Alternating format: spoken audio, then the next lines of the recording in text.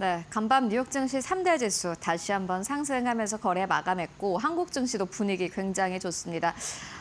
지금 이 시점에서 대체적으로 투자 의견은 시장은 좀 쉬어갈 수 있다. 그리고 시장은 지금 밸류에이션이 꽤 높은 상황까지 올라와 있다인 것 같습니다. 간밤에도 비슷한 투자 의견들이 여러 좀 제시가 됐는데요.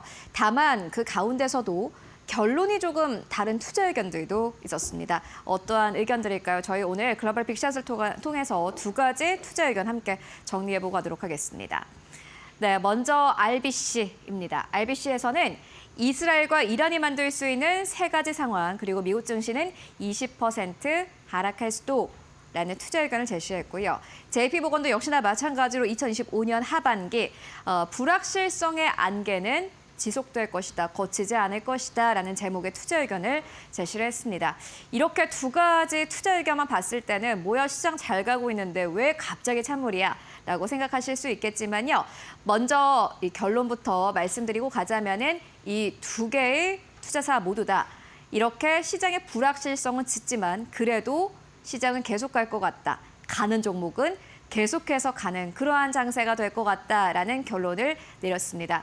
어떻게 그러한 결론까지 도달하게 됐을까요? 오늘 이 두 가지 투자 의견을 통해서 한국 시장에서는 어떠한 기업을 보면 좋을지까지 결론 내고 가도록 하겠습니다. 먼저 RBC 캐피털의 투자 의견 조금 더 자세하게 만나보시죠.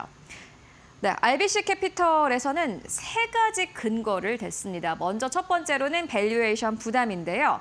현재 미국의 주가 수익률 비율은 역사적으로 평균 대비 굉장히 높은 수준이다라고 이야기를 하고 있고요. 이스라엘과 이란 간의 갈등이 부각될 경우엔 이렇게 조건을 내걸었습니다. 그 리스크가 부각될 경우에는 리스크 프리미엄을 요구하면서 PE 축소가 나타날 수 있다라고 이야기를 했고요. 두 번째로는 시장 심리 위축입니다.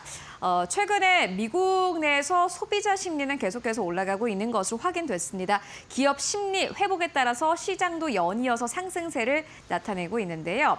하지만 IPO, M&A 등 리스크 자산 선호가 다시 꺾일 수도 있다라고 이야기를 합니다.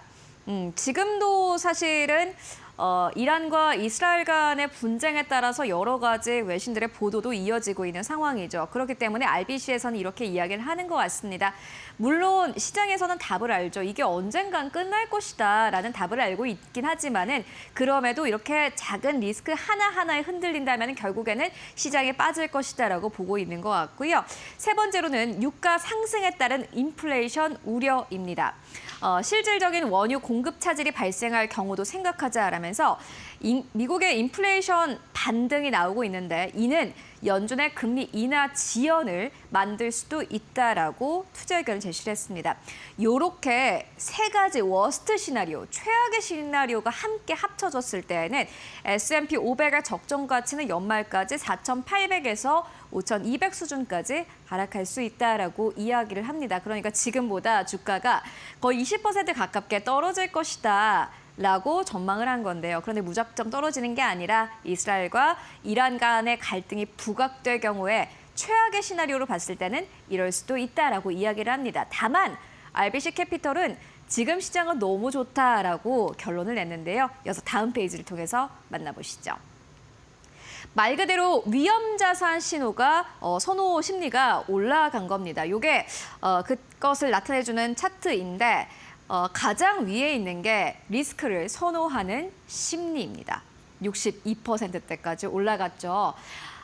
여기서는 거시적이고 정책 리스크가 높아졌음에도 불구하고 지표는 62% 수준의 강한 리스크 선호 심리를 보여주고 있다라고 이야기를 합니다. 펀더멘털과 시장의 길을 보여주는 대목이다라고 이야기를 하는데 앞서서 만나보셨다시피 지정학적 리스크가 있지만 그럼에도 사람들은 지금 위험 자산을 선호하는 심리가 굉장히 높아져 있고 이러한 심리가 쉽게 꺾이지는 않을 것이다라고 이야기를 합니다. JP모건의 투자 의견도 함께 정리해보고 가실까요? JP모건도 거의 비슷합니다. 불확실성의 안개는 언제 거칠까라는 게 이번 리포트의 제목이었습니다. 일단 안 좋은 것부터 보면요. 관세 피로가 이어질 것이다라는 것입니다. 가장 큰 리스크다라고 보는데요. 중국과의 무역 협상이 타결될 가능성은 존재하지만 우리가 연말까지 봤을 때 관세 비율을 생각해 본다면 과연 낮아질까? 전혀 아니다. 결국에는 2025년 평균 관세 수준은 예상보다 높아질 가능성이 더 크다라는 게 워스트 시나리오였습니다. 다만 그럼에도 불구하고 지금 시장에 잘 가는 이유에 대해서는 이렇게 분석을 했는데요. 미국 경제의 기본 체력이 탄탄하고 신용시장도 안정적이면서 관세가 물가에 미치는 영향은 제한적이다라고 이야기를 합니다. 투자자들이 단순히 낙관적인 것이 아니라 불확실성에서도 회복력을 보여주고 있다라는 투자 의견을 제시를 했는데요. 그래서 결론이 뭐냐라고 여쭤보신다면은 고통의 거래, 페인 트레이드가 이어질 수 있다라는 겁니다.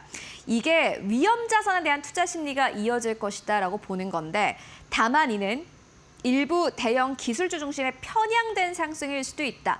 이게 고통의 거래다라고 이야기를 합니다. 그러니까 시장은 굉장히 잘 가고 있는데 내가 가진 종목만 잘 안 가고 일부 종목들 위주로만 계속해서 상승 탄력이 나오는 그런 시장이 이어질 것이다라고 JP모건도 보고 있는 겁니다.